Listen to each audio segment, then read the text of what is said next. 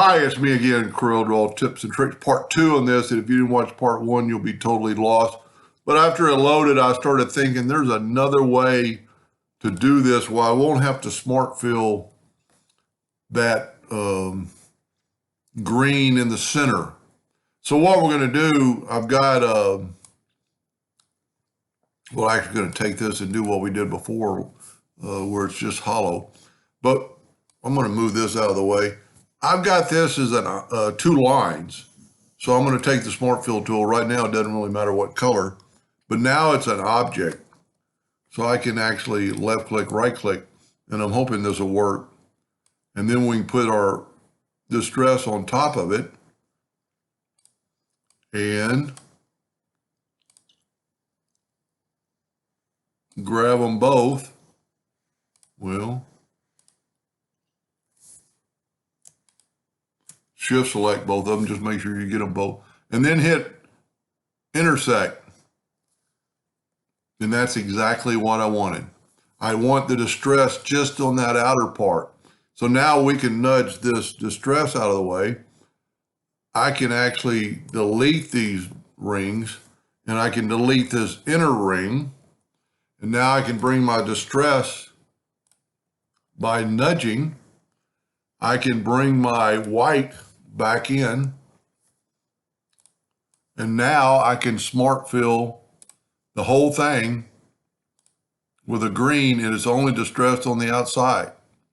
So if you didn't watch part 1, I had a difference between the two smart fill tools on the lines. And then from then on, you just do what we did before and, make the plane a little more distressed. And, like I said, you could take, smart fills and off of other parts that are smaller.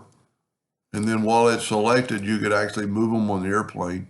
And if you wanted a lot of distress in that airplane wing, like kind of in the original, and I'm going to get rid of that black line, you could just move a bunch of things around.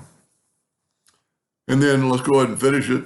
Let's take away the outline so those black lines won't be there.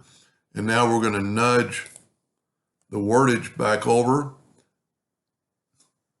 Object, because we smart filled, it always puts it on top. So I'm going to go front of page.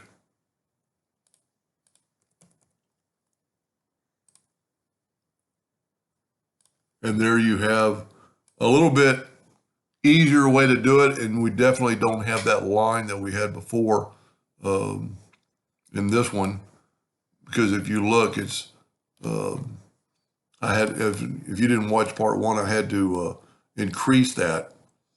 Let's see if we can go to object group and ungroup it, see if those are two parts, and they are. So there's the line I'm talking about. I don't have that line because I filled it all in. Anyway, hope that helped a little bit. Thank you for watching.